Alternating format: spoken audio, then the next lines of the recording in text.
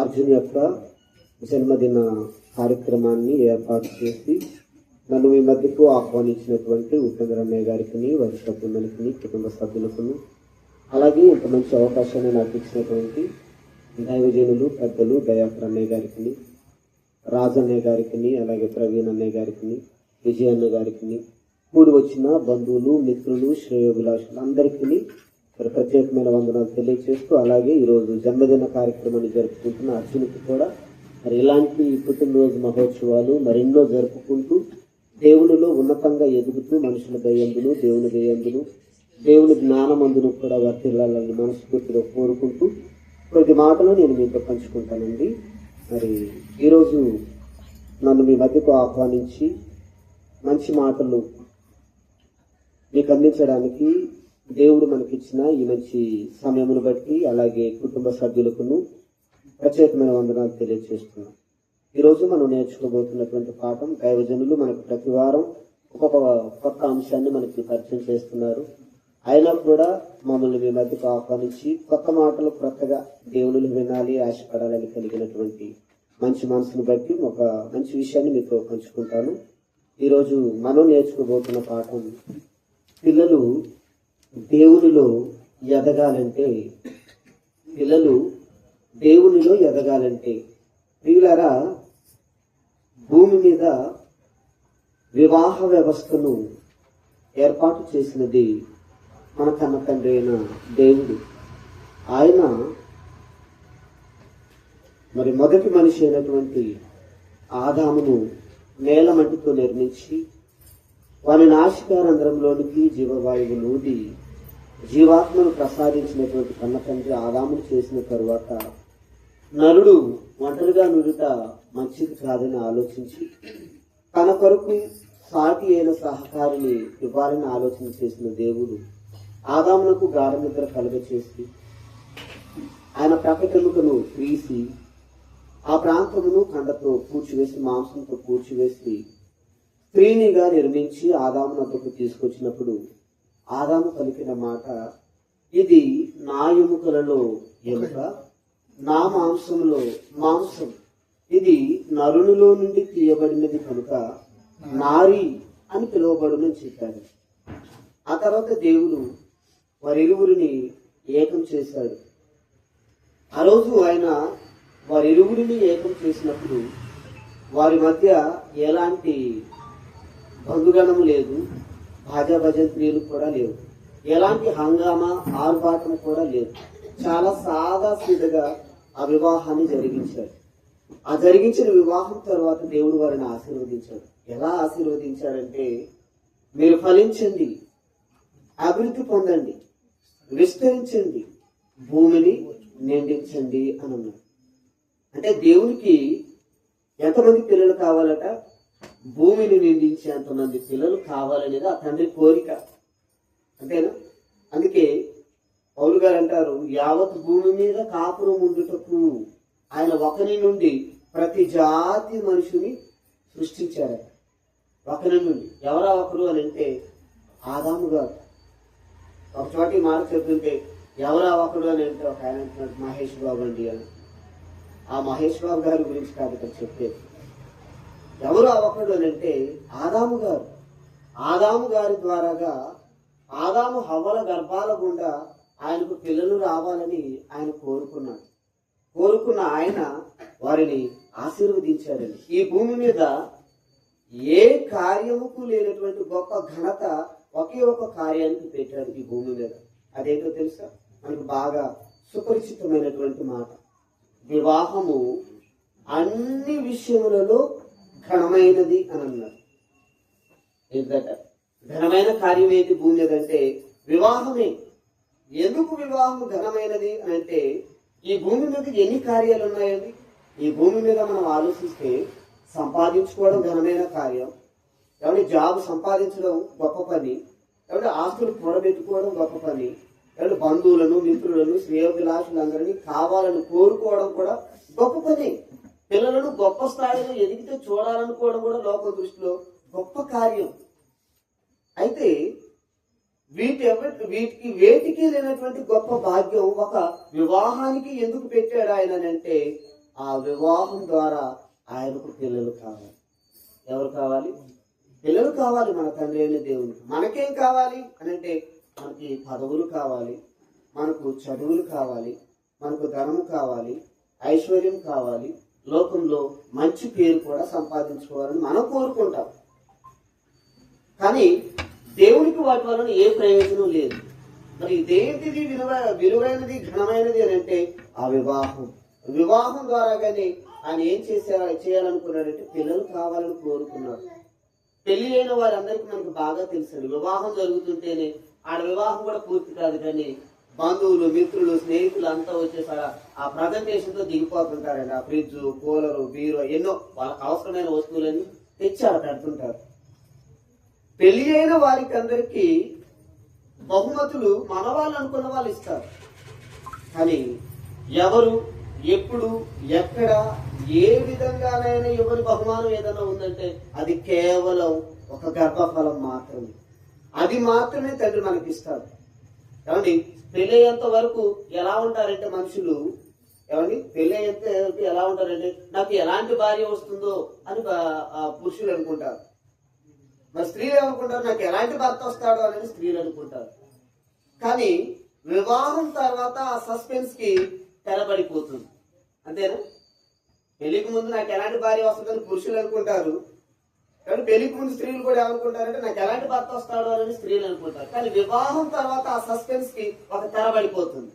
తెరబడిపోవడమే కాదు, తర్వాత దేవుడు మనలను ప్రేమించి ఏం చేస్తాడంటే గర్భఫలాన్ని ఇస్తాడు. ఇప్పటి వరకు మనం ఎలా తిరిగామన్నది అది లోకం దృష్టిలో మనకి పనికిరాని, కానీ దేవుని దృష్టిలో ఇప్పుడు మనం ఎలా ఉన్నామన్నదే లెక్కండి. అందుకే ఆయన ఏం చేస్తారంటే వివాహం అన్ని విషయంలో ఘనమైనదని చెప్పిన ఆయన ఎందుకు ఘనమైనదిగా చేశాడంటే గర్భఫలాలను ఆయన కోసం మన భూమి మీదకి తీసుకురావాలి. అందుకు దేవుడు వివాహాన్ని ఏర్పాటు చేశాడు. చాలా మందికి ఈ విషయం అర్థం కాదండి. ఏదో వివాహం ఎందుకు చేసుకుంటున్నారండి మీరు అని అడిగితే వాళ్ళు ఏమంటారో తెలుసా, మా అమ్మ బలంతో చేసిందండి అని అంటున్నారు. ఆయన ఒక వివాహాన్ని జరిపించడానికి పోతే మా అమ్మ నాన్న టార్చర్ నేను దచ్చుకోలేకపోయి పెళ్లి చేసుకుంటున్నానండి అని అంటున్నారు. మరొక ఆయన అంటున్నారు వయసు వచ్చింది కాబట్టి చేసుకోవాలండి అని అంటున్నారు. అదేనా వివాహానికి అర్థం? అది కాదని వివాహానికి అర్థం. ఏదో మనకు వయసు వచ్చిందనో, శరీరంలో కోరికలు కలిగాయనో, ఆ కోరికలు తీర్చుకోవడానికనో దేవుడు వివాహ వ్యవస్థను ఏర్పాటు చేయలేదండి. వివాహం ద్వారా స్త్రీ పురుషులు ఇరువురు ఒకటైన తర్వాత వారి ద్వారా వచ్చేటటువంటి గర్భఫలాలను ఆయన కావాలని కోరుకున్నాడు. అందుకే పెళ్లి అయిన వారందరికీ మనుషులు ఎవరి బహుమానం ఒకే ఒక బహుమానం, అది దేవుడే ఇస్తాడు. మన వల్ల కూడా కాదండి. ఇవ్వగలము మనం గర్భఫలాన్ని? కాకపోతే ప్రజెంటేషన్స్ ఇస్తాం. ఒక బంగారు చైను, లేకపోతే ఒక బంగారు పొంగరము, ఏసీలో, కూలరో, ఫ్రిడ్జ్ ఏదో ఇచ్చేస్తాం మనకు తోచినంత. కానీ గర్భఫలం ఇవ్వడం అనేది మన చేతిలో లేని పని. అది దేవుడు మాత్రమే ఇవ్వగలిగినది. అందుకే ఆయన అంటాడు 113వ కీర్తన 8వ వచనంలో అనుకుంటాను చూడండి ఒకసారి, ఆయన సంతు లేని దానిని ఇల్లాలని గాను, పిల్లలు కలిగిన తల్లిని సంతోషవతిని గాను చేయువాడు అని అంటాడు ఆయన. ఏంటట? ఆయన సంతు లేని దానిని ఇల్లాలని గాను, పిల్లలు కలిగిన సంతోషం గల తల్లిని గాను చేసేవాడు ఆయనే.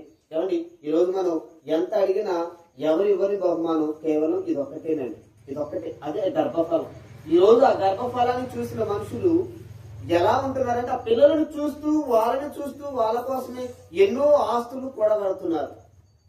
ఆస్తులు కూడబెట్టొద్దు అంటారా అని మీరు అనొచ్చు. కూడబెట్టొద్దు అని మేము అనం. ఎందుకంటే ఆ సంపాదనే ధ్యేయం కాదు. దేవుడు మనల్ని నమ్మి మనకు ఒక గర్భఫలాన్ని ఇచ్చారు. ఆ గర్భఫలాన్ని మనం ఎలా పెంచుతున్నాం, అది ప్రశ్న. ఇందాక మన సహోదరులు మనకు చెప్పారు, గర్భఫలం ఎవరైనా మనకు బహుమానం ఇస్తే మనం ఏం చేస్తాం, దాన్ని జాగ్రత్తగా దాచిపెట్టుకుంటాం కాదండి. డిస్ప్లేలో పెట్టి ఇది మాకు అద్దం ఇచ్చింది, ఇది మా మామ ఇచ్చాడు, ఇది మా బావ ఇచ్చాడు అని ఎంతో జాగ్రత్తగా చూసుకుంటామే. ఈ రోజు నుండి రేపు వెళ్ళిపోయి ఆ బహుమానాల విషయంలోనే అంత జాగ్రత్త కలిగి ఉంటే యుగ యుగాలు దేవుని సన్నిధిలో నిలవబడవలసినటువంటి మనము మనకిచ్చిన గర్భఫలాల విషయంలో ఎంత జాగ్రత్తగా ఉండాలి ఆలోచన చేయండి. అందుకే ఇంతకు ముందు సహోదరులు మనకు చదివించారు 127వ కీర్తన 3-4 వచనాలలో మీరు ఒకసారి ఆ భాగాన్ని చదివి ముందుకెళ్ళిపోదామండి. కుమారులు యెహోవా అనుగ్రహించు స్వాస్థ్యము, గర్భఫలము ఆయన ఇచ్చు బహుమానమే అని అన్నాడు. చూడండి, ఎవరిస్తారట బహుమానాన్ని? దేవుడు. కుమారులు యెహోవా అనుగ్రహించు స్వాస్థ్యము, గర్భఫలము ఆయన. ఆయన అంటే ఎవరు? మన కన్న తండ్రి. మన కన్న తండ్రి అయిన దేవుడు ఆయనే ఇవ్వాలండి బహుమానాన్ని. ఆ గర్భఫలాన్ని ఆయనే ఇవ్వాలి. ఈ గర్భఫలాల గురించి ఒక చోట మాట్లాడుతుంటే ఒక ఆయన అంటున్నాడండి, ఆ గర్భఫలాలు ఏముందండి, ఈ రోజు మనుషులు కావాలనుకుంటే పడతారు, వద్దనుకుంటే ఆగిపోతారు, అంతా మన చేతిలో పనండి అని అంటున్నారు. పొరపాటండి. ఒక ఆయన అంటున్నాడు, తల్లిదండ్రుల ఆవేశం వలన పిల్లలు పుడుతున్నారండి అని అంటున్నారు. పొరపాటండి. ఏదో మనుషులన్న ఆలోచనలకు దేవుడుకున్న ఆలోచనలకు చాలా వ్యత్యాసం ఉందండి. అందుకే దేవుడు అంటాడు, మీ ఆలోచనలకు నా ఆలోచనలకు చాలా వ్యత్యాసం ఉంది. కాబట్టి మీ తలంపులు వేరు, నా తలంపులు వేరు. మీ తలంపులకు నా తలంపులకు, తూర్పునకు పడమరకు ఎంత వ్యత్యాసం ఉందో అంత వ్యత్యాసం ఉంది అని అన్నారు. కేవలం మనుషులు, ఈ రోజు మనిషి జన్మ మనిషి ఆవేశం వలన పుట్టట్లేదండి అండి. యోహాను సువార్తలో ఆయన అంటాడు, మనుషులంతా ఆ దేవుని వలనే పుట్టిన వారు మానుషేచ్ఛ వలనే కానీ, శరీరేచ్ఛ వలనే కానీ, రక్తేచ్ఛ వలననే వారు పుట్టిన వారు కారు. అంటే మనం కోరుకుంటే పిల్లలు రారనే విషయం అక్కడ దేవుడు క్లియర్ గా రాయించి పెట్టారు. మనం కోరుకుంటే పిల్లలు రారు.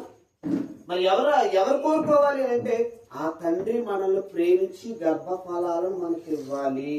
అలా ఇస్తేనే ఆ గర్భఫలానికి న్యాయం జరుగుతుంది. అందుకే అలా చూడండి, కుమారులు యెహోవా అనుగ్రహించు స్వాస్థ్యము. భర్తలు ఎవరు? బంధువులు ఎవరా గర్భఫలాన్ని? ఎవరు? ఎందుకు? ఒకవేళ బంధువులు ఎవరైనా నీకు ఇచ్చినా వాళ్ళని దత్తత తీసుకున్నా, నీ సొంత కడుపు నీ రక్తం పెంచుకుని పుట్టిన పిల్లలతో సమానంగా మనం వాళ్ళని ట్రీట్ చేయలేమని. ఎందుకో తెలుసా? అది నీ రక్తం కాదు, నీ పేగు తెంచుకుని పుట్టిన బంధం కాదది. అందుకే నువ్వు దానిని జాగ్రత్తగా చూడగలుగుతావేమో, కానీ అంత ప్రేమ నీలో ఉండదు. అందుకే ఆయన అక్కడ క్లియర్ గా రాయించాడండి, కుమారులు యెహోవా అనుగ్రహించు స్వాస్థ్యము, గర్భఫలము ఆయన ఇచ్చు బహుమానం. ఆయన ఆయన ఆయన ఇంకా అండర్లైన్ చేయాలి. ఆయన తప్ప ఇంకెవరు ఇవ్వకూడని బహుమానం, ఎవరు ఇవ్వలేని బహుమానం అది. ఆ బహుమానాన్ని ఏం చేయాలి మరి? ఏమండి, ఆ బహుమానాన్ని ఏం చేయాలి? ఈ రోజు ఆ బహుమానాన్ని చూస్తున్న భూమి మీద ఉన్న మనుషులంతా ఏమనుకుంటున్నారంటే, వీళ్ళని చూసి మురిసిపోతున్నారండి. చూసి మురిసిపోతుంటారు. ఏమంటారో తెలుసు, వీడి అప్సం వీడి మేనమా పోలిక వెళ్ళాలి కానీ ఆయన కురుక్కుని అవుతుంటారు, మేసాలు మేలేస్తుంటారు. ఎందుకో ఏమైనా చేశారా? ఏమండి, మూతి ఎక్కడి నుంచి, చెవొక్క నుంచి, చేయొక్క నుంచి, కాలొక్క నుంచి, ఈ కాళ్ళు చేతులు మూతి ఎక్కడి నుంచి తెచ్చాడు? ఇవన్నీ అవయవాలను ఎక్కడ చేశాడు? ఏమైనా చేశాడు? చేయలేదండి. వీడి అచ్చమైన పోలి కను కానీ ఆవిడ ఉలికి పడుతుంటది, నవ్వుకుంటుంటది. వీడి బాబు పోలి కను కానీ ఈయన మేసాలు మేలేస్తుంటారు. అంటే అన్నయ్యను ఉద్దేశించి చెప్పట్లేదు కానీ సమాజంలో మనుషులను ఉద్దేశించి మాట్లాడుతున్నాను. ఎవరైనా అదే కదంటే అనేది. వీళ్ళ వీళ్ళ బాబు పోలిక ఎలా వచ్చింది? ఆ పోలిక అంటే దేవుడు, కన్న తండ్రి అయిన దేవుడు తల్లి గర్భంలో ఎవరి మనం అంతా నిద్రపోతుంటే ఆయన మాత్రం ఎడతెగక అసలు రేత్రి పగలని నిద్ర లేకుండా ఆ కంటికి పులుకు రాకుండా కాపాడుకుంటున్నాడు. ఎందుకు? తన అరచేతులు చెప్పుకుంటున్నాడు, నా పిల్లలకు ఈ బహుమానం ఇస్తున్నాను, ఇది సరిగా నిర్మాణం జరుగుతుందా లేదని ఆయన కంటికి పులుకు రాకుండా నిర్మాణం చేసి ఇస్తున్నాడు ఈ బహుమానాన్ని. ఒక తల్లి తను తల్లిని కాబోతుందని తెలియగానే వెంటనే ఆనందపడిపోతుంది. కానీ అందరి పిల్లల లాగానే నా పిల్లలకు కూడా 2 కాళ్ళు, 2 చేతులు, ఒక తలకాయ, 2 కళ్ళు, 2 చెవులు ఉంటాయా? అవన్నీ ఉన్న అందరి పిల్లలాగే నా పిల్లాడు ఆరోగ్యంగా ఉంటాడని ఏ తల్లిని ఎప్పుడైనా ఆలోచించామండి? తండ్రులు కూడా ఆలోచించండి. ఎప్పుడైనా ఆలోచించావా? ఎవరు ఆలోచించలేదు. ఎవరు ఆలోచించకపోయినా ఆ కన్న తండ్రి మనల్ని ప్రేమించి మన ఆలోచనలను గ్రహించి, ఇదిగో పెళ్ళైన తర్వాత పెళ్ళైన దాకా ఒక తీరుకుంటారండి ఊళ్ళో జనం అంతా. సమాజంలో ఎలా ఉంటారండి, ఇంకా పెళ్లి చేసుకోవేట్రా అని అంటారు. ఏమండి, పెళ్లికి టైం అయిపోయింది అనుకోండి, ఇంకా ముదిరిపోయి ఇంకే ఉందండి దగ్గర పెళ్లిని ఇవ్వడానికి. పెళ్ళైన తర్వాత మేము ఒక 6 నెలల తర్వాత నుంచి మొదలు పెడతారండి. ఏంటి ఏమనుందా? ఏముంది? నీ మొహం ఉంది. అక్కడ ఆయన లేకపోతే నువ్వేం తీసుకొచ్చిస్తావు? ఇస్తావా నువ్వేమన్నా? ఒకరోజు యాకోబు గారి విషయంలో ఏం జరిగింది? రాహేలు తన అక్క లేయా యాకోబునకు పిల్లలకు అంటుంటే వారలేకపోయిందండి. సొంత అక్క విషయంలో వారలేకపోయింది. నాకు పిల్లలని ఇస్తావా చస్తావన్నప్పుడు ఆయన ఏమన్నాడో తెలుసా? ఆయన కోపమాట రాహేలు మీద రగులుకొని, నీకు పిల్లలను ఇవ్వడానికి నేను దేవునికి ప్రతిగా ఉన్నానా అన్నాడంటే, మనిషి వల్ల కాదా ఈ బహుమానం ఇవ్వడం? చెప్పాలమ్మా, మీరంతా చెప్పాలి. మనిషి వలన అవుతుంది ఈ బహుమానం ఇవ్వడం? ఎవరి వల్ల కాదండి. అందుకే అన్నారు, కుమారులు యెహోవా ఇచ్చు స్వాస్థ్యము, గర్భఫలం ఆయన ఇచ్చు బహుమానమే, ఆయన మాత్రమే ఇవ్వాలి ఈ బహుమానాన్ని. మరి ఇంత బహుమానాన్ని చూసి నువ్వు మురిసిపోతున్నావే, ఈ బహుమానాన్ని చూసి ఈ పిల్లలు ఎవరంటారంటే ఏమంటాం? అంటే మన ఇంట్లో మన పిల్లలు ఆడుకుంటున్నారు, మన పిల్లలతో పాటు ఇంకెవరైనా వచ్చారు, మన పిల్లలనే చూపిస్తాము, వాళ్ళు కూడా చూపించి వీళ్ళు కూడా మా పిల్లలు ఏంటి అంటాము? ఎవరైనా అన్నారా? అనలేదండి. మన పిల్లల వరకు సపరేట్ చేసి ఇదిగో వీడు మా బాబు అండి, వీడు మా పాప అండి, వీళ్ళని పక్కిన పిల్లలండి. ఎందుకు? వాళ్ళు నీకు పుట్టలేదు, వాళ్ళు నీ గర్భాన పుట్టిన పిల్లలు కాదు. చూడండి ఎంత వ్యత్యాసం ఉందండి. అసలు దేవుడు ఆ చూపించిన ప్రేమలో, ఇచ్చిన గర్భఫలంలో ఎంత తేడా కనపడుతుంది ప్రియమైన దేవుని పిల్లల. కాబట్టి ఆ గర్భఫలాన్ని ఎందుకు ఇచ్చావంటే చూసి మురిసిపోవడానికి కాదు. ఆ గర్భఫలాన్ని చూసిన నీవు వాళ్ళని చూస్తున్న ప్రతిసారి దేవుడు నాకు ఇచ్చాడు ఈ బహుమానాన్ని, జాగ్రత్తగా పెంచాలనుకోవాలి. మనం అనుకుంటామంటే వీడు నా బాబు అండి, వీడు నా పాప అండి అని చెప్పేసి అంటాం. కానీ దేవుని పిల్లలకు మనం అనవలసిన మాట కాదండి. ఒకనాడు యాకోబు గారు అన్నారు, కాబట్టి ప్రారంభపు మన తల్లి అవ్వమ్మ దగ్గరికి వెళ్ళామనుకోండి, జీవము గల ప్రతి వారికి తల్లి అయిన అవ్వ దగ్గరికి వెళ్తే ఆమెమంటుందో ఒక్కసారి మీరు ఆదికాండము 4వ అధ్యాయం మొదటి వచనం చూడండి. ఆదికాండము 4వ అధ్యాయం మొదటి వచనం. ఆదాము తన భార్య అయిన అవ్వను కూడినప్పుడు ఆమె గర్భవతి అయి కయీనుడు కని, చూడండి ఏమంటుంది, యెహోవా దయ వలన నేనొక మనిషిని సంపాదించు. ఎవరి దయ? ఎవరి దయ? దేవుని దయ. ఏమంటే ఒకనాడు యాకోబు గారి పరిస్థితి ఏంటండి, ఏశావుని మోసం చేసి తన మామయ్య అయిన లాబాను దగ్గరికి వెళ్లి కొంతకాలం అక్కడ నుండి భార్యలను, దాసులను, దాసీలను, బెర్రెమందలను వెంట పెట్టుకుని వస్తున్నప్పుడు తన తమ్ముడు రాబోతున్నాడని తెలియగానే అన్న పరుగున వెళ్ళాడండి ఏశావు. పరుగున వెళ్ళి తమ్ముడి భుజం మీద పడి బాగా చేసిన తర్వాత వాళ్ళని అడిగాడండి, వీళ్ళంతా ఎవరని అన్నప్పుడు ఆయన ఏమన్నాడో తెలుసా? ఇవన్నీ చెప్పడానికి టైం లేదని చెప్తున్నాను, షార్ట్ కడతాం మీకు. ఆయన ఏమన్నాడో తెలుసా? వీరు నీ సేవకుడైన నాకు దేవుడు దయచేసిన బహుమానం అన్నాడండి. దేవుడు నాకు దయచేసిన పిల్లలు అన్నాడు. ఏమండి, మన యోసేపు గారి విషయం కూడా ఆలోచన చేయండి. తన తండ్రి ఏమంటే అవసాన దశలో ఉన్నప్పుడు పిల్లలను తీసుకొచ్చినప్పుడు, నాయన వీళ్ళంతా ఎవరయ్యా అన్నప్పుడు, ఇదిగో నీ సేవకుడైన నన్ను ప్రేమించి దేవుడు నాకు అనుగ్రహించిన గర్భఫలాలు నా నాన్నన్నాడు. ఒక యెషయా గారిని ఆలోచన చేయండి. 8:18 ఆయన అంటాడు, ఇదిగో నేనును నాకు దయచేసిన నీ పిల్లలను అని అంటాడు ఆయన. మరి మనం ఏమంటాం చెప్పాలి? ఇది ఎవరో మీరండి, నా పిల్లలు మంచిదే. అదేంటంటే మా కోరిక ఉన్నప్పుడు మా పిల్లలు కాదు పక్కింటోళ్ళు అవుతారు అనుకుంటున్నారా? కాదండి. నువ్వు బాధపడతావని నీ పోలికలో ఆయన చేసి మనకు బహుమానంగా ఇచ్చాడు గర్భఫలం ద్వారాగా. అందుకే అంటాడు, చూడుము నా అరచేతి మీద నేను చెక్కి ఉన్నాను అని. కానీ నీ చేతులు నాకు అవయవ నిర్మాణం చేసి నన్ను రూపించాయి అని అంటున్నాడు. ఈ రూపం ఎవరు అనుకుంటున్నారు?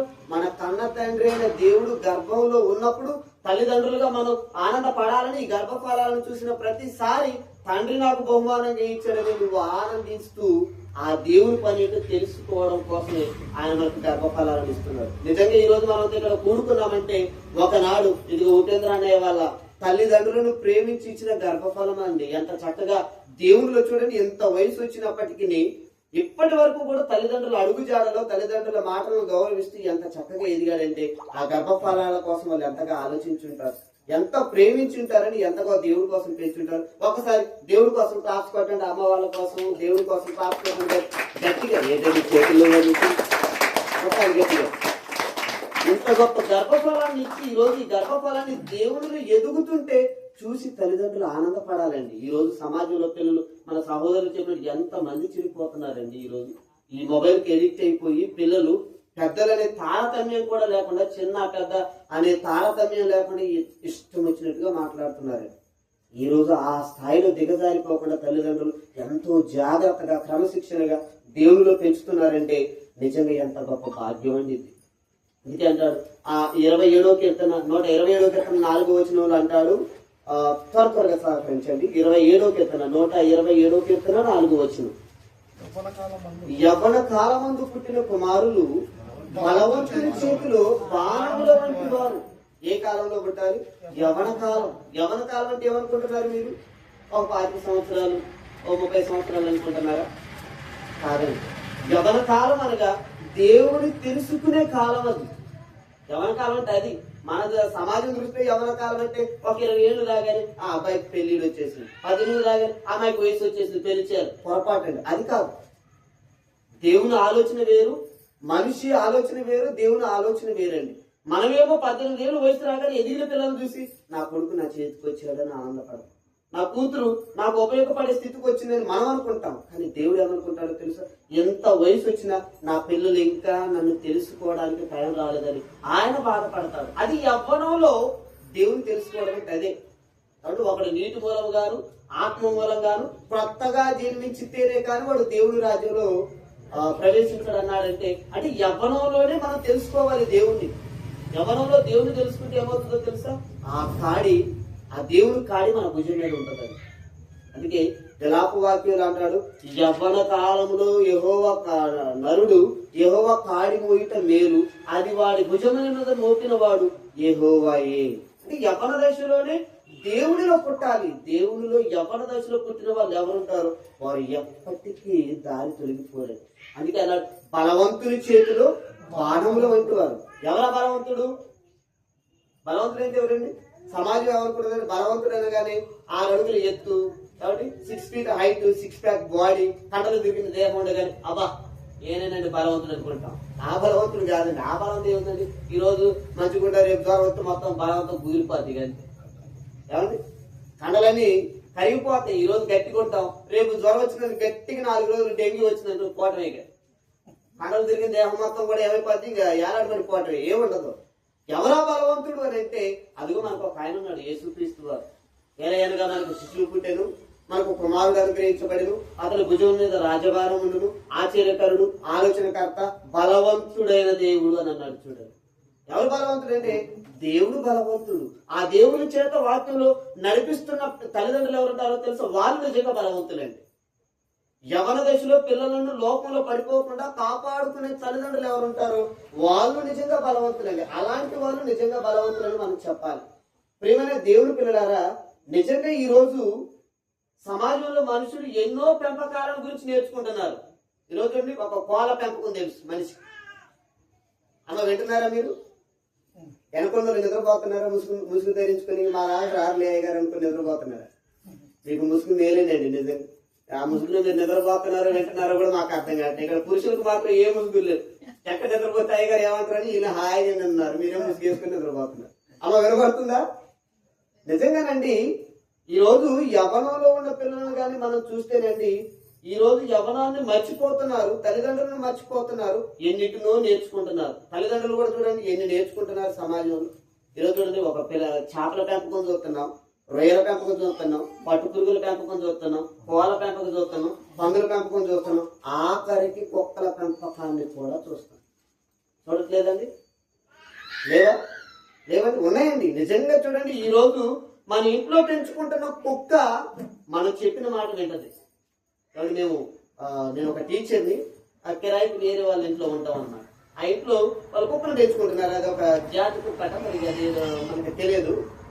ఆ కుక్కను పెంచుకుంటున్నారు, దాని పేరు లోల. ఏంటండి పేరు? లోల.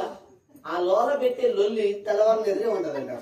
ఆ పై నుంచి ఒక పిచ్చుకు పోయినా గయ్యనటది, ఒక కాయకు వచ్చినా గయ్యనటది, ఆ గేడు సభ్యుడైనా గయ్యనటది. పేరు లోలానే గాని లొల్లి చేస్తుందండి. ఆ ఇంట్లో 2 పెంచుకుంటున్నారు పిల్లలు, ఇద్దరు ఆడపిల్లలే. ఆ 2 పిల్లలండి మన అసలు ఎట్లుంటారంటే చాలా బయటకు చూడడానికి చాలా పొలైట్ గా ఉంటారండి. అంటే రెస్పెక్ట్, గౌరవంగా కనబడతారు. కానీ వాళ్ళ ప్రవర్తన చూస్తే ఉంటదండి, తల్లిని కూడా జుట్టు మడిచి అసలు ఒంగు పెట్టి భయ పాతుందండి. పెద్ద కూతురు తల్లిని జుట్టు బట్టి ఒంగు పెట్టి చదవమన్న నేరానికి ప్రాజెక్టు వర్క్ చేయలేదట. మీ పాప ప్రాజెక్టు వర్క్ చేయక వారం అవుతుందండి అన్నదట. నువ్వు ఎందుకు చేయమని అడిగినందుకు జుట్టు మడిచి ఒంగు పెట్టి మామూలు బుద్ధులు కుదరట్లేదట. చూసారా? ఇన్ని పెంపకాలు తెలుసుకున్న మనిషికి ఈ రోజు పిల్లలను పెంచే విధానం తెలియకుండా పోయిందండి. అందుకే అన్నాడు, బాలుడు నడవవలసిన త్రోవను వారికి నేర్పుము, వాడు పెద్దవాడైనప్పుడు దాని నుండి వెలిగిపోడు. చిన్నప్పుడే నువ్వు వాడికి పునాది సరిగా వేయకుండా, చిన్నప్పుడు వాడిని వదిలిపెట్టి, దేవుని మాటల్లో చెప్పకుండా, దేవుని మాటలు పెంచకుండా వదిలిపెట్టి, పెద్ద అయినాక వాడు నా మాట వినడం లేదంటే ఎలా వింటాడండి? తెలుగులో సామెత ఉంది తెలుసు, మొక్కై వంగనిది రాణై వంగునా.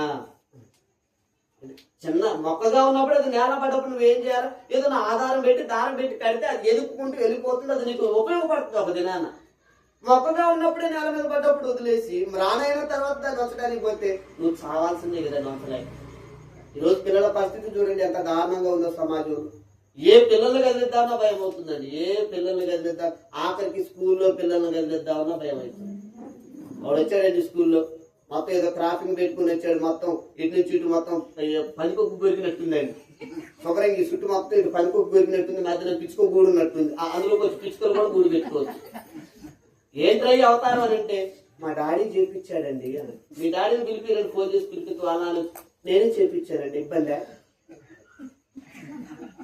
ఏం చెప్తామని. ఇబ్బంది అని మమ్మల్ని అడిగితే మేమేం చెప్తాం? ఈ రోజు వాడిని వదిలిపెడతాం, రేపు ఇంకొకటి తయారై వస్తాడు. తల్లిదండ్రులు అక్కడ మీరు ఫెయిల్ అయిపోయారు. కనీసం బడిలోనైనా విద్యార్థులకు పాఠం చెప్పే టీచర్ చెప్పే మాట వినకపోతే వాడిని సభ్యత సంస్కారంలో పెంచేదేవరండి. ఈరోజు పిల్లలకు నీతి విలువలు ఉన్నాయండి, మోరల్ వాల్యూస్ ఉన్నాయి. పిల్లల దగ్గర సెల్లు చూడండి, ఆ సెల్లులో తల ఇరికిచ్చారంటే ఎంత టైం అయిపోతుంది అక్కడ పోతుంటుంది అంతే. ఏంటంటే తీరాలంటే ఏముంది లేండి పిల్లగాడే.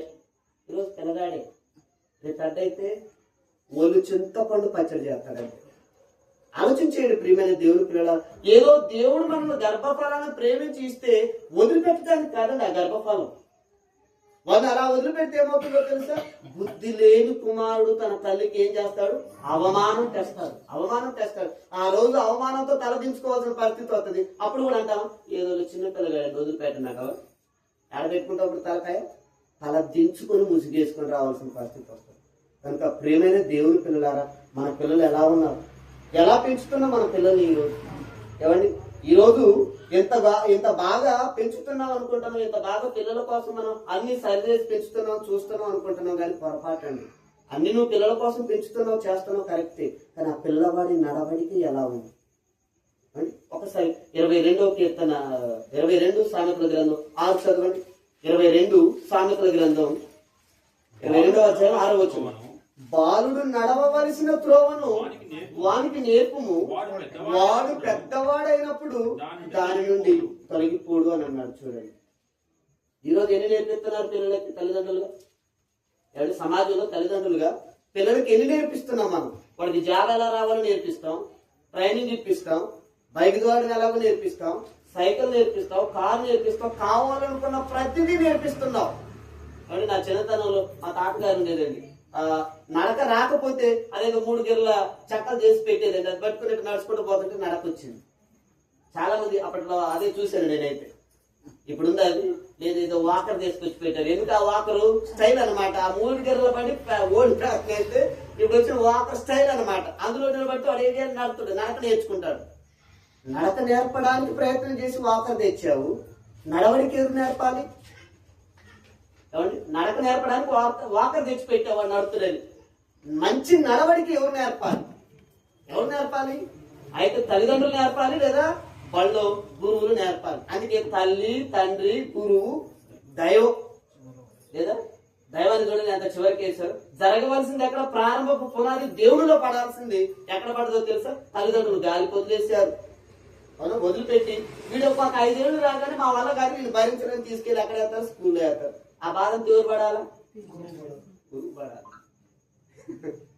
కాబట్టి ఇంట్లో 2 పిల్లల్ని మనం భరించలేకనే అందులో పడితే క్లాస్ కి 40 మంది 50 మంది ఉంటారు. ఆ 50 మంది బాధ ఎవరు భరించాలి? గురువు. అక్కడ గురువు పడే కష్టం ఎంత ఉంటదంటే చాలా దారుణంగా ఉంటదండి. వాళ్ళని ఏదో చెప్పి మంచి మాటలు చెప్పి మోరల్ వాల్యూస్ నీతి విలువలు నేర్పిద్దామని ఆయన ఏదో తాపత్రయపడతారు. కానీ వీళ్ళు వింటేనే కదా వెంటనే అలా వినని పిల్లల్ని చూసి ఏం చేస్తామంటే మురిసిపోతుంటాం. ఒకడు ఉన్నాడు, స్కూల్కి వెళ్ళి వస్తుంటే తల్లి ఆ ట్రాక్టర్ నుంచి అలా దూకింది. నేను అనుకుని ఎంత జీవితం అని అనుకున్నా. పాపం వాడు పరిగెత్తుకుంటూ వస్తున్నాడు ముందుగా. పిల్లల్ని చూసి మురిసిపోతుంది ఆ తల్లి. పరిగెత్తుకుంటూ వస్తుంటే వాడిని ఎత్తుకుని అలా పైకెత్తి, ఇది నా గెండే. అబ్బా ఎలాగొన్నావా మీ గెండెని?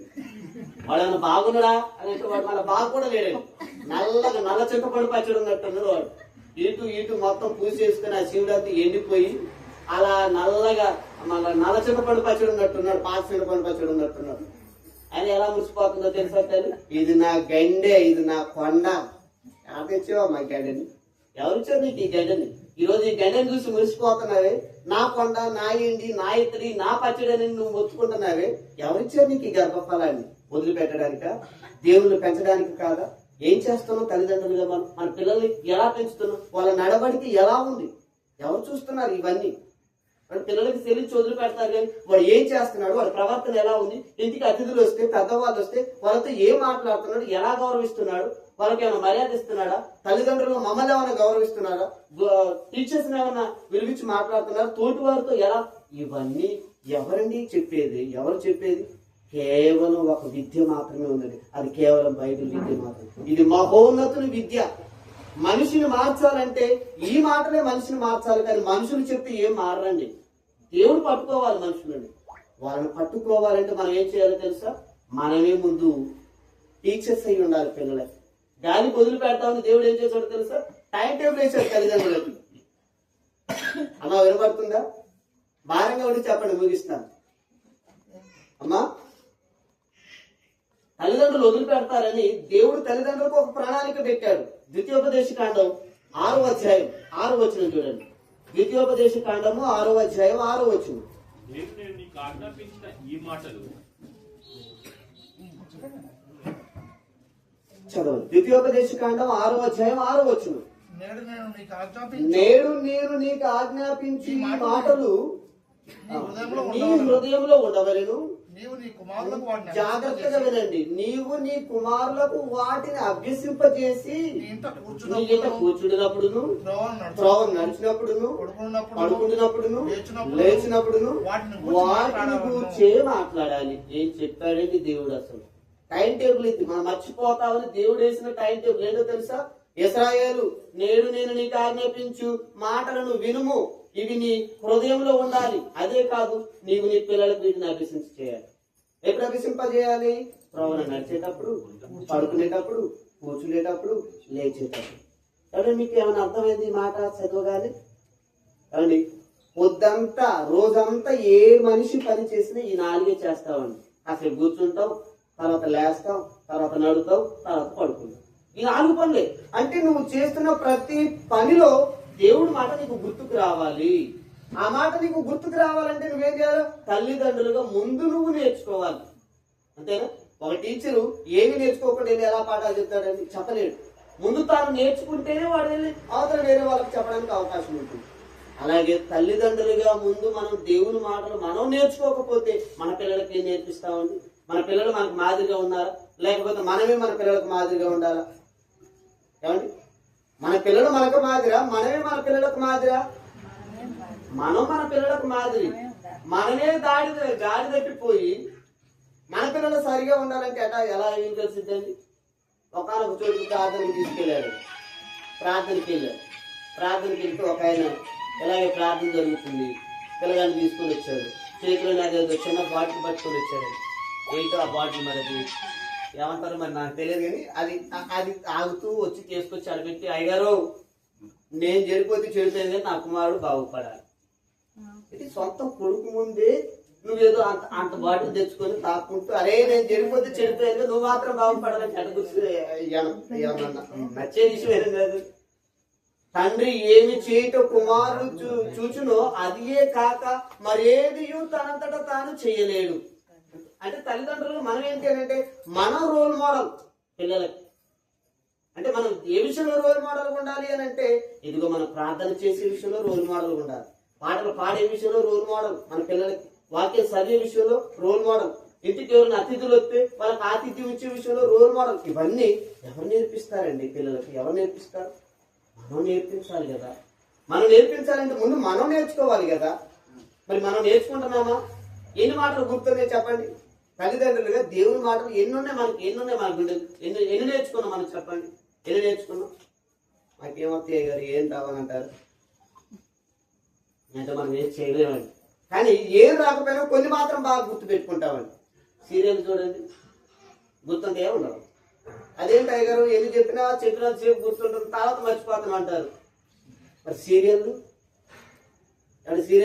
మర్చిపోతాం. ఒక ఆవిడ అంటుందండి, నేను గృహ దర్శనాలకు వెళ్తుంటే పరుగున వచ్చిందండి, కరెంట్ పోయింది, పరుగున వచ్చి ఫోన్ చేసుకుంటే నేను అనుకున్నా ఏ భయంకరమైన బాంబు పేల్చిద్దాం అనుకున్నా.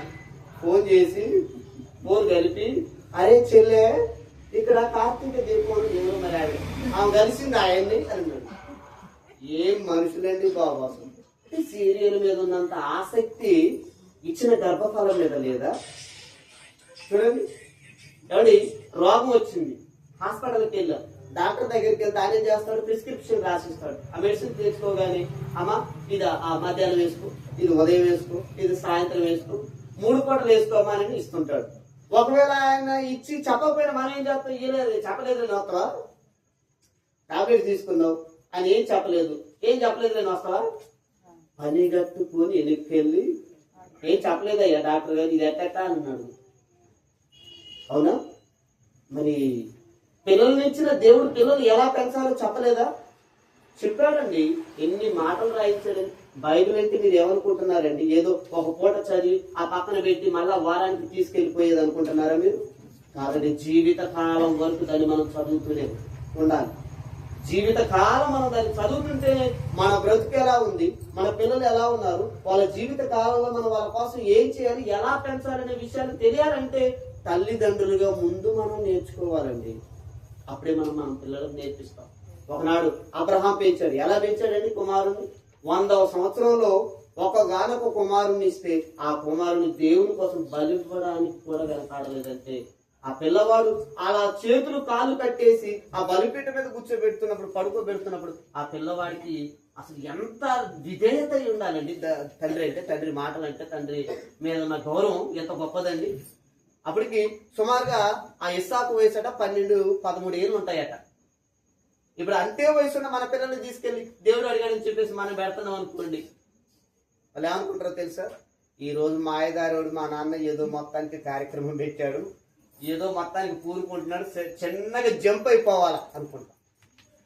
లేదండి అంటారండి. కానీ అబ్రహాం ఎలా పెంచాడు ఆ రోజు తన కుమారుని? ఒక అబ్రహాం విషయంలో కానీ ఏమన్నా ఒక హన్న చూడండి, హన్న సమయలుని కావాలని కోరుకుంది.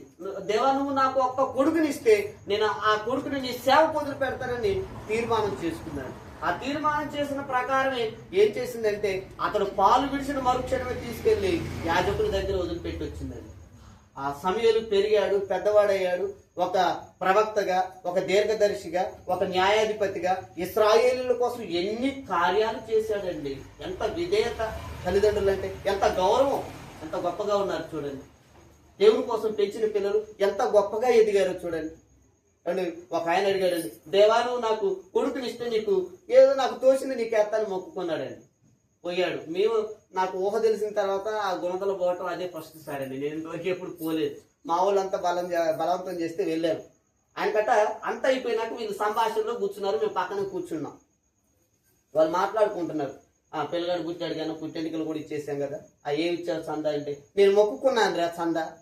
ఏం మొక్కుకున్నావన్నా అంటే, కుమారుడికి పుట్టితే నేను వాడి పిరికిడి చేతిలో నుంచి మూడు పిరికిలు దేవుడికి చందా వేస్తాను మొక్కుకున్నాడు. ఆ చందా కూడా ఏం పెట్టాడు తెలుసు? అన్ని రూపాయి బిల్లలేనండి. అన్ని రూపాయి బిల్లలు, 10 రూపాయి బిల్లలు, రూపాయి బిల్లలు. అసలు వాడి పిరికిడి ఎంత ఉంటుందండి? 6 నెలల పిల్లవాడి పిరికిడి ఎంత ఉంటుంది చెప్పండి మీరు? 6 నెలల పిల్లవాడి పిరికిడి ఎంత ఉందా? ఎంతంత పిరికిడికి 3 సార్లు అక్కడ బట్టి కట్టేది. అన్ని చిల్లరే, 10 రూపాయలు. ఇలాంటి దరిద్రులకు అసలు గర్భఫలమే లేకుండా చేయాలండి. అసలు ఎంత దారుణం అండి, ఎంత దారుణం. దేవుడు నువ్వు అడగకపోయినా ఇచ్చాడే, నువ్వు అడగకముందు నీ అవసరాలన్నీ తీర్చాడే. నువ్వు బాధపడతావు, నీకు పిల్లలు లేరని ఎదుటి వాళ్ళు అంటుంటే నువ్వు నొచ్చుకుంటావని నీ బాధ తన బాధగా చేసుకుని ఆలోచించి నీకు గర్భఫలాన్ని ఇచ్చాడే. అంటే దేవుడు కేవలం 4-5 పైసలు వాడేనా? ఆ గర్భఫలం నీకు ఇవ్వకపోతే ఎక్కడ తెచ్చుకుంటావు? ఏడ కొంటావు? ఎలా పెంచుతావు? ఎక్కడ చూపిస్తావు ప్రేమ? ప్రియమైన దేవుని పిల్లలారా ఆలోచించేది. ఈ గర్భఫలాన్ని మనం నిజంగా చాలా జాగ్రత్తగా పెంచుకోవాలండి. నీ పిల్లలు నీ మాట వినకపోతే ఏం చేయాలో తెలుసా? బెత్తముతో వాడిని దండించు. మా పిల్లలు మా మాట వినరండి అనొద్దండి మీరు ఎప్పుడైనా. మా పిల్లలు మా మాట వినొద్దండి అని మీరు ఎప్పుడైనా అన్నారంటే అది మీ లోపం, అది మన లోపం. ఎందుకంటే తల్లిదండ్రులుగా వాళ్ళని పెంచే పనిలో మనం ఫెయిల్ అయిపోయాం. నా పిల్లాడు నా మాట వినడండి అన్నాడంటే నువ్వు ఫెయిల్ అయిపోయినట్టే. ఎందుకు? మొదటి నుంచి వాడు నువ్వు ప్రభు యొక్క శిక్షలోను బోధలోను వాడిని నువ్వు పెంచలేదు. నీ మాట ఎందుకు తింటాడు? వాడు పెరిగాడు, పెద్దవాడయ్యాడు, ఇక వినడు. అందుకే దేవుని యొక్క మాటలు పిల్లలకు నేర్పిస్తూ వాళ్ళని దేవునిలో పెంచుతుంటే చాలా బాగుంటుంది ప్రియమైన దేవుని పిల్లలారా. ఏమంటే వాడు నీ మాట వెనకపోతే నువ్వు ఏం చేయాలో తెలుసా? బెత్తముతో వాడిని దండించు. బెత్తమును గద్దింపును ఏం చేస్తుందట? జ్ఞానము కలగ చేయును. అదుపు లేని కుమారుడు తన తల్లికి ఏం తీసుకొస్తాడు? అవమానం తీసుకొస్తాడు. ఎందుకు తల్లికి అవమానం అని అంటే, భర్త ఏం చేస్తాడంటే తన పని మీద ఆ రోజంతా వెళ్ళిపోతాడు, ఎప్పుడుకో వస్తాడు. మరి 24 గంటల్లో ఎక్కువ సమయం పిల్లలు గడిపేది ఎక్కడ అంటే తల్లి దగ్గర. 24 గంటల్లో తల్లి ఎక్కువ ఇంట్లోనే ఉంటది కాబట్టి వాళ్ళ మంచి చెడులు చూసుకోవాల్సిన బాధ్యత కూడా తల్లిదండ్రులదే. తల్లిదే ప్రధాన బాధ్యత. బెత్తముతో నువ్వు వాడిని దండించిన ఎడల వాడిని ఆత్మను నువ్వు పాతాళమునకు పోకుండా ఏం చేస్తావు? తప్పించదవు అని అన్నాడండి. ఎన్ని మంచి మాటలు చెప్పారండి. ఏ తల్లిదండ్రులండి చెప్పగలరు చెప్పండి? ఆలోచించేయండి. ఏ తల్లిదండ్రులండి ఈ రీతిగా ఆలోచన చేసి దేవుని పిల్లలు దేవుని ప్రతిరూపాలుగా మార్చాలని ఆలోచన చేసిన తల్లిదండ్రులు భూమి మీద ఎంతమంది ఉన్నారండి? ఈరోజు చూడండి, ఈరోజు మనం ఇంతమంది ఈ ప్రాంతంలో కూడుకొని ఇంత చక్కగా దేవుని మాటలు వింటున్నామంటే అది దేవుని దయ అండి. తల్లిదండ్రులుగా ఇదిగో అన్నయ్య వాళ్ళని, నరేంద్ర అన్నయ్యని, అలాగే ఉపేంద్ర అన్నయ్యని పెంచినటువంటి తీరు చాలా గొప్పదండి. నిజంగా చాలా గొప్పది. ఈరోజు తల్లిదండ్రులండి దేవుడు సన్నిధికి వెళ్తే ఏమవుతుందిరా నీకోనని తీసుకెళ్లిపోతున్న వాళ్ళు కూడా లేకపోలేదండి. మేము ఎదుర్కొంటున్నాం ఆ సమస్యను. అంటే మా స్నేహితులు మేము విజయరావు గారి కింద పనిచేస్తుంటాం. రోజు ఊరికి సువార్త పని మీద వెళ్తుంటాం. వెళ్తున్న టైంలో ఒక ఆయన ఉన్నాడండి. వాళ్ళిద్దరు పిల్లలను కూడా దేవుళ్ళు నడిపించాం. నడిపిస్తే వాళ్ళిద్దరు పిల్లలండి ప్రార్థనకి వెళ్ళొచ్చాక ఏమో కొట్టేదండి. పిచ్చి కొట్టుడు కొట్టేది. ఇప్పటికీ కూడా నేను ఏడన్నా కనపడితే నువ్వు చేయబట్టి మా వాళ్ళు పాడేయ, నువ్వు చేయబట్టి మా వాళ్ళు పాడేయ, నువ్వు చేయబట్టి మా వాళ్ళు ఏం పాడేయాలి? దేవునిలో నిలబెట్టడం పాడు చేయడమా? దేవునిలో నిలబెట్టడం, దేవునిలో అంటు కట్టబడడం అనేది నేరమా? అదే నీ కుమారుడు సమాజంలో ఉండి చెడు తిరుగులకు, త్రాగులకు, వ్యసనాలకు, గంజాయికు, కొకాయిన్కు అలవాటు పడితే అది బాగుంటుందా? అది నీకు బహుమానం తెచ్చేదిగా ఉంటుందా? ఆలోచించండి ప్రియమైన దేవుని పిల్లలారా. ఈ రోజు ఈ స్థాయిలో ఉన్న వాళ్ళు ఎంతో మంది సరైన క్రమంలో పెంచక లోకంలో పడిపోయి తమ బ్రతుకులను ముగించుకున్న వాళ్ళు ఎంతమంది లేరండి సమాజంలో. లేరా? మన కళ్ళ ముందు ఎంతమందిని చూస్తున్నాం. కారణం ఏంటి? ఏమండి, ఒక విజయవాడలో మనకి బాగా తెలుసు. ఆ రాజేష్ అనేవాడు ఆ శ్రీలక్ష్మిని ఏం చేశాడు? ఎగ్జామ్ రాస్తుండగానే ఆమెను కత్తితో పొడి చేశాడు. ఆ విజయవాడ సంగతి మనకి ఇంకా బాగా తెలుసు. ఏమండి, అక్కడ ఒక అనూష అనే వ్యక్తిని రాజేష్ అనే వ్యక్తి వెళ్ళాడు. అక్కడ కూడా అమ్మాయిని ప్రేమిస్తున్నాడని వెంట పెడితే పోలీస్ కేసు పెడితే వాడు వచ్చి బెయిల్ మీద వచ్చి తల్లిదండ్రులు కూడా చంపేశాడు, అమ్మాయిని కూడా చంపేశాడు. ఆ తర్వాతనే కదండి ఈ దిశ చట్టం, నిర్దేశమా నిర్భయ చట్టం, దిక్చూచి, షీట్, ఇవన్నీ ఆ తర్వాత వచ్చినాయినండి. ఇంత ఘోరమైన కార్యాలు చేస్తున్న వాళ్ళు ఎవరు? ఇంత ఘోరమైన కార్యాలు చేస్తున్న వాళ్ళు ఎవరు? చదువు లేని వాళ్ళ కాదండి. ఒకనాడు సమాజం చదువు లేని వారిని ఏమన్నదో తెలుసా? విద్య లేని వాడు వింత పశువు అని అన్నారు. ఈరోజు అన్ని విద్యలు తెలుసుకున్న పిల్లలే పాడైపోతున్నారండి. పిల్లలు పాడైపోతున్నారు. నేటి బాలలే రేపటి పౌరులని ఒకప్పుడు విన్నాం. ఇప్పుడు ట్రెండ్ మారిపోయిందండి. ఎలా ఉందో తెలుసా? నేటి బాలలే రేపటి నేరస్తులు. ఫిక్స్ అండి. ఇది మారదిగా మారదు, మారడానికి కూడా అవకాశం లేదు. కారణం ఏంటో తెలుసా? బాల్యం నుండి పునాది సరిగా వాడికి వేయలేదు కాబట్టి వాడు మరలా దేవునిలోకి తీసుకురావడం చాలా అసాధ్యం అండి. అసాధ్యం. ఎంతమంది పిల్లలు ఈరోజు సమాజంలో చెడిపోతున్నారు చూడండి. ఇలాంటి కార్యక్రమాలు పెట్టి దేవునిలో అంటు కట్టాలని, దేవునిలో ఎదగాలని ఎంతమంది తల్లిదండ్రులు కోరుకుంటున్నారండి. ఎంతమంది తమ పిల్లల కోసం ఆలోచన చేస్తున్నారు. నిజంగా గుండెల మీద చేసుకుని ఆలోచించండి. పిల్లల్ని దేవునిలో పెంచకపోతే ఏమవుతుందో 2 మాటలు చెప్పి ముగిస్తాను నేను. పిల్లలని దేవునిలో పెంచకపోతే ఏం జరుగుతుందో 2-3 మాటలు చూసుకొని ముగించుకుందాం. ఏమంటే సామెతల గ్రంథం 30వ అధ్యాయం, త్వరగా సహకరించడం ముగిస్తాను. సామెతల గ్రంథం 30వ అధ్యాయం 11వ వచనం. తన తండ్రిని శపించుచు తల్లిని దీవించని తరము. ఏం చెప్పాడని దేవుడు. ఇప్పుడున్న సమాజానికి ఇది అర్థం పెట్టు. ఏంటట? తన తండ్రిని శపించుచు తల్లిని దీవించని తరం ఉందట. ఇది ఎక్కడ పోవాలండి? తండ్రే కదా కన్నది, తండ్రే కదా బాగోగులు చూసుకునేది, తండ్రే కదా నీకు కావాల్సిన అవసరతలన్నీ తీర్చేది. నీకు రోగం వచ్చినా, అవసరాలు వచ్చినా, ఫీజులు కట్టాల్సిన ఎన్ని బాధలు వచ్చినా నీ కొరకు బాధపడింది ఎవరు? తండ్రి. అలాంటి తండ్రిని ఏం చేసే కాలం వచ్చిందట? తండ్రిని శపించుచు ఏమండి మా ఇంటి పక్కన ఒకడు ఉన్నాడండి, పాపం తండ్రి నిండు వృద్ధాప్యంలో ఉన్నాడు. ఆయన కూర్చుంటే లేవలేడు, లేకపోతే కూర్చోలేడు. కానీ ఆ కుమారుడి కోసం ఆయన చేసిన కష్టం అండి సమాజంలో ఉన్న వారికి, ఇంటి పక్క వాళ్ళకి బాగా తెలుసు. కానీ వాడికి మాత్రం తండ్రి అయితే అసహ్యం అంటారు. తండ్రిని అంటాడు, నువ్వెప్పుడు చస్తావురా, నువ్వు ఇంకా బతికే ఉన్నావేంటి, నీకు సావు రావట్లేదేంటి అని అంటున్నాడు. ఎంత దారుణం అండి. ఒక తండ్రి బతికుండగానే తండ్రిని అలా మాట్లాడుతుంటే, తని పెంచి అల్లారు ముద్దుగా నీ బాగోగులన్నీ చూసుకొని, నీకు మంచి చెడ్డ చూసి, నీకు రోగం వస్తే భుజాన వేసుకొని బాకీలు తెచ్చి నీకు పెంచి పెద్ద చేసి ఈ స్థాయికి తీసుకొచ్చిన తండ్రి బతికుండగానే నువ్వు ఇంకా చావలేదేంద్రా అని అంటే ఆ తండ్రి గుండె ఏమైపోతుంది ఆలోచించి. నిజంగా ఇలాంటి పిల్లలు ఈరోజు సమాజంలో లేరంటారా? ఆలోచించండి ప్రియమైన దేవుని పిల్లలు, ఇలాంటి పిల్లలు లేరండి. ఉన్నారండి, ఎందుకు లేరండి, చాలా మంది ఉన్నారు. అదొకటేనా? ఆ పక్కనే అన్నాడు, తల్లిని దీవించని తరము కలదు. అంటే తల్లిని ఏం చేయాలో తెలుసా? దీవించాలి. మనం తల్లిదండ్రులను మనం ఏమండి సన్మానిస్తేనే రేపు మనకి దీర్ఘాయువు దొరుకుతుంది. ఏమండి తన తల్లినైనను తండ్రినైనను శపించు అని దీపము కారు చీకట్లో ఆరిపోతుంది అని అన్నాడు. ఏంటట? తన తల్లినైనా తండ్రినైనా శపించకూడదట. ఎందుకు? నీకు జన్మనిచ్చింది వారు, నిన్ను పెంచింది వారు, నీ అవసరతలు తీర్చింది వారు, నిన్ను పెద్ద చేసి నీకు అన్ని విద్యాబుద్ధులు నేర్పించింది వారైనప్పుడు వారు నువ్వు ఎలా చూసుకోవాలో తెలుసా? కంటికి రెప్పలాగా చూసుకోవాలి.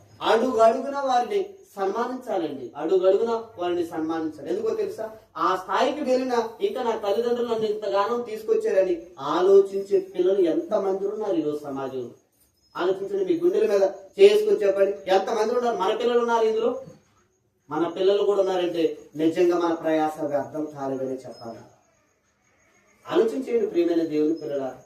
తన తల్లినైనను తండ్రినైనను శపించు వాని దీపము కారు చీకటిలో ఆరిపోతుందట. కారు చీకటి దీపం అంటే ఏంటి అనుకుంటున్నారు? మళ్ళీ ఇంట్లో పెట్టిన ఈ దీపం అనుకుంటున్నారా? అదండి నరుని ప్రాణము ఏమండి యెహోవా పెట్టిన దీపం. అంటే ఈ ప్రాణాన్ని ఇచ్చింది ఎవరు? దేవుడు. అలాంటి దేవుడు నీకు ఇచ్చిన ఆజ్ఞ ఏంటో తెలుసా? నీ తల్లిదండ్రులను సన్మానించు, సన్మానించు, సన్మానించు. సన్మానించడం అనగానే ఏమనుకుంటాం? ఏదో ఆ తల్లి పేరెంట్స్ డే వచ్చినప్పుడు అలా కుర్చీ మీద కూర్చోబెట్టి, అమ్మ హ్యాపీ పేరెంట్స్ డేని, హ్యాపీ మదర్స్ డేని, హ్యాపీ ఫాదర్స్ డేని అని చెప్పేసి అలా కూర్చోబెట్టి ఓ షాలో కప్పి కేక్ కటింగ్ చేస్తే సరిపోతుందా? సన్మానించడం అనగా నీ తల్లి ముదిమి యందు నువ్వేం చేయాలని జాగ్రత్తగా చూసుకోవాలి. నీ తండ్రి అవసాన దశ యందు నువ్వు జాగ్రత్తగా కంటికి రెప్పలాగా కాచి కాపాడాలి. ఈరోజు అలాంటి తరం ఉన్న పిల్లలు ఉన్నారని చూడండి, ఉన్నారా? ఏమండి వృద్ధాప్యం రాగానే వివాహం చేసుకుంటే సపరేట్ గా నెట్టి పడేస్తారండి. ఒక గది సపరేట్ గా ఒక గది, వాళ్ళకి తిండికి ఒక ప్లేట్ పెడతారు, వాళ్ళు ఉండడానికి ఒక గది పెడతారు. నీకు జన్మనివ్వలేదా? నీ అద్దుముద్దులు చూడలేదా?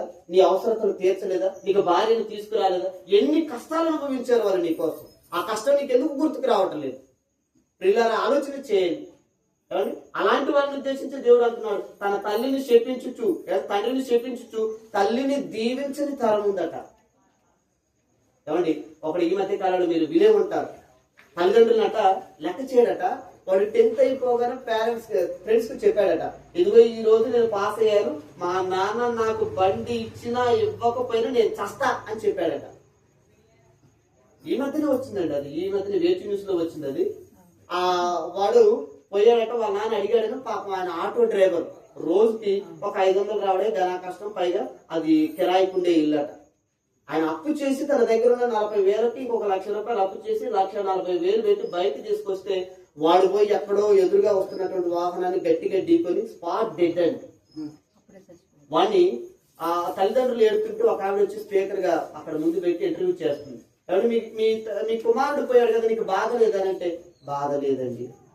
అదేంటంటే నీ గర్భాన పుట్టిన కొడుకు కదా, మాకెంత బాధ ఉంది, నీకు బాధ లేకపోవడం ఏంటంటే ఆయన అంటున్నాడు, వాడు మొదటి నుంచి నేను దస్తా అని అంటున్నాడండి. వాడు సస్తా అన్నాడు, వాడు వాడు అన్నట్టుగానే చచ్చాడు. అదే మరి బండి తెచ్చిచ్చారంట కదా మీరు అని అంటే, డబ్బులు లేకపోయినా బాకీ తెచ్చి ₹3 వడ్డీకి ₹1,00,000 తెచ్చి కట్టానండి అని అన్నాడు. మరి ఇప్పుడు చచ్చిపోయాడుగా మీకేం బాధ లేదండి అని అంటే, అసలు దరిద్రం పోయింది అనుకుంటున్నానండి నేను అన్నాను. చూడండి తల్లిదండ్రులకు ఎంత గర్భశోకం అండి అది, ఎంత వేదన, ఎంత యాతన. అంటే తల్లిదండ్రులుగా పిల్లలను మనం దేవునిలో పెంచకపోతే తల్లిదండ్రులను గుర్తించని తరం కూడా పుడుతుంది. అక్కడే సామెతల గ్రంథం 2 మాటలు చెప్పి ముగిస్తాను. సామెతల గ్రంథం 30వ అధ్యాయం ఏమండి 12 వచనాన్ని కూడా చదవండి. 12వ వచనం. తమ దృష్టికి తాము శుద్ధులై తమ దృష్టికి తామే శుద్ధులై తాము మాలిన్యం నుండి కడగబడని తమ మాలిన్యం నుండి కడగబడని వారి తరము కలదు అని అన్నాడు చూడండి. తమ దృష్టికి తామే ఎలాంటి వాళ్ళట? నీతిమంతులు. అంటే శుద్ధులు అంటే నీతిమంతులు. ఏమంటే నీతిమంతులుగా తమకు తామే అభివృద్ధి పెట్టుకుంటున్నారు. తమ దృష్టికి తామే నీతిమంతులు అని చెప్పేసి నిజంగా పిల్లలు ఈ రోజు సమాజంలో ఎలా ఉన్నారండి, ఎలా ఉన్నారు చూడండి. ఒకరండి ఈ మధ్యకాలం 3 రోజుల క్రిందని బడిలో టీచర్ ఆబ్సెంట్ అయ్యారట. ఆ సబ్జెక్ట్ టీచర్ రానందుకు వీడేం చేశారంటే ఆ సబ్జెక్ట్ టీచర్ లాగా యాక్ట్ చేశారు. ఎందుకు అంటే మినిస్టర్ లాగా, ఒకరోజు ముఖ్యమంత్రి లాగా ఒక పూట ఆ క్లాస్కి వెళ్ళాడట. అందరు గుడ్ మార్నింగ్ చెప్పండి అని అంటే వాడు మాత్రం చెప్పలేదట.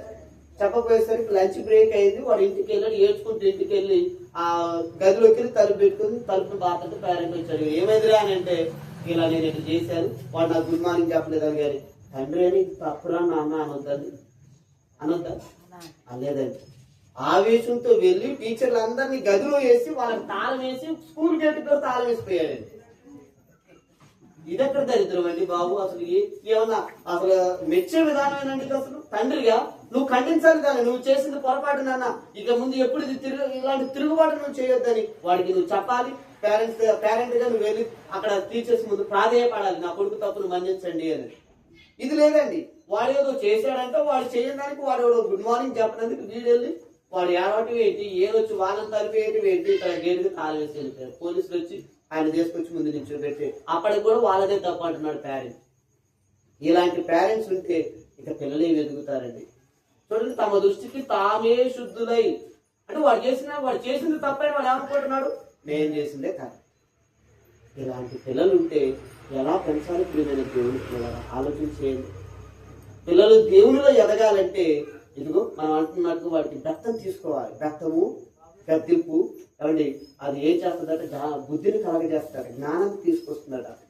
వాడిని బెత్తంతో నువ్వు కొడితే ఏమవుతుందో తెలుసా? బెత్తంతో నువ్వు కొడితే ఏమవుతుందో తెలుసా? కాసేపు వాడు నీకు భయపడతాడు, ముందు కూడా భయపడతాడు. రెండో విషయం చెప్పమంటారా, వాడు తన ఆత్మను పాతాళమునకు పోకుండా నువ్వు కాపాడిన వాడు అవుతావు.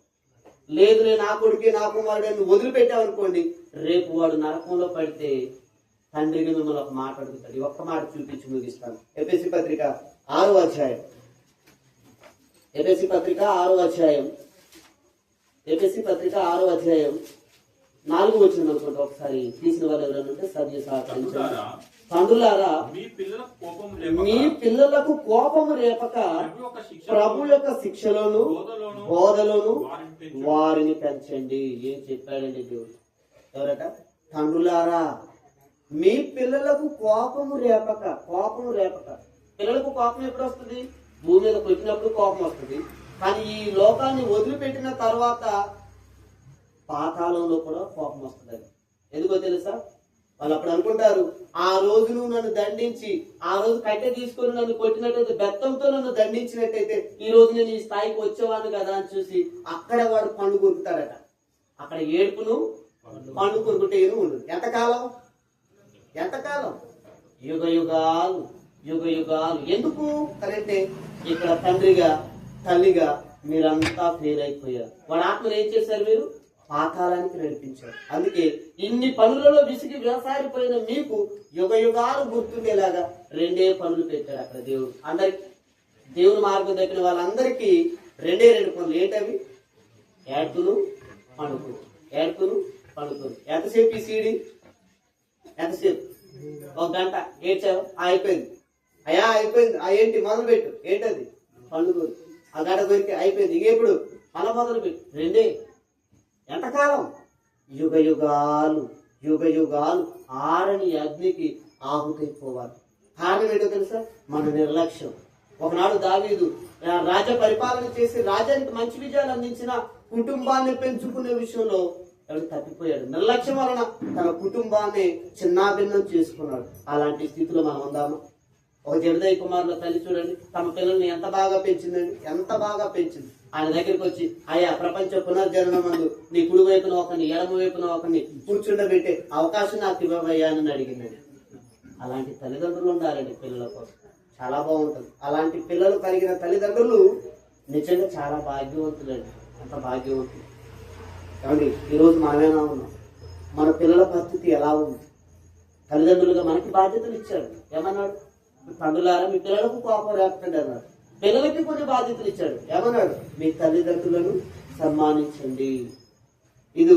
ఇది ప్రభు యొక్క శిక్ష, ఇది ప్రభు యొక్క బోధ, ఇది మన ప్రభు అయిన దేవుని దృష్టికి అనుకూలమైనది. ఇటు తల్లిదండ్రులకి ఆజ్ఞలు ఉన్నాయి, పిల్లలకి ఆజ్ఞలు. ఇందులో ఏ ఒక్కరు క్రమం తప్పినా చేరవలసిన స్థానం ఏంటంటే నిత్య నరకం. అది రెండవ మరణం. ఆ మరణాన్ని దాటాలి అని కోరుకుంటూ ఎవరు ఇంత చక్కటి మాటలు వీరు నేర్చుకోవడానికి కృప చూపినటువంటి మన కన్న తండ్రికి, అలాగే ఈ కార్యక్రమాన్ని ఏర్పాటు చేసి నన్ను మీ మధ్యకు ఆహ్వానించిన మరి ఉపేంద్రన్నయ్య గారి దంపతులకును, అలాగే ఈరోజు ఈ పుట్టినరోజు కార్యక్రమాన్ని జరిపించుకుంటున్నటువంటి అర్జునుకును, ఈ అవకాశం ఇచ్చినటువంటి దైవజనులకును, మన సహోదరులకు, ఆ తోటి జతపని వారైన మీకందరికీ, వచ్చిన తోబుట్టులకు, బంధుమిత్రులందరికీ నా ప్రత్యేకమైన ధన్యవాదాలు తెలియజేసుకుంటూ నా మాటలు ముగిస్తున్నాను. అందరికీ వందనాలు.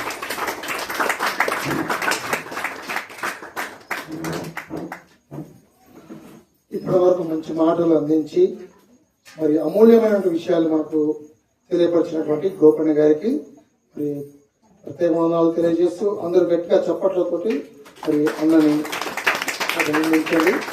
మరి తల్లిదండ్రులుగా ఉన్నటువంటి మనకు ఉన్నటువంటి బాధ్యతలు, అదేవిధంగా మన గర్భాన పుట్టినటువంటి పిల్లలని మనం ఎలా పెంచాలి అనేది ఈ రాత్రికాలం దేవుడు మరి అన్న ద్వారా మనకు బయలుపరిచిన విషయాన్ని జాగ్రత్తగా గుర్తుపెట్టుకోవాలి.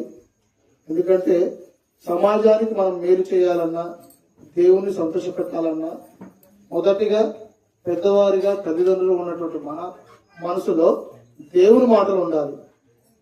మొదట మన మనసులో దేవుని మాటలు ఉండాలి. మన మనసులో దేవుని మాటలు ఉంటే ఖచ్చితంగా ఆ మాటల ప్రకారంగా మన పిల్లలను మనము పెంచే అవకాశం ఉంటుంది. ఒకవేళ మన మనసులో దేవుని మాటలు లేవనుకోండి, మన పిల్లలను మనము సరిగా పెంచలేము. సమాజంలో ఉన్నటువంటి తల్లిదండ్రులు కాకుండా నిజమైనటువంటి దేవుని పిల్లలుగా, దేవుడు కోరుకునేటువంటి నిజమైనటువంటి వారసులుగా మనమందరం ఉండాలని ప్రేమపూర్వకంగా కోరుకుంటున్నాను. మరి ఈ సమయంలో కేక్ కటింగ్ కార్యక్రమం ఉంటుంది. వారు కేక్ ను ఏర్పాటు చేసే ఈ క్రమంలో మరి జయశాలి బైబిల్ రీసెర్చ్ సెంటర్ విద్యార్థులందరూ వచ్చి ట్రాక్ మీద ఒక పాట పాడి దేవుని మహిమపరచవలసిందిగా కోరుతున్నాను.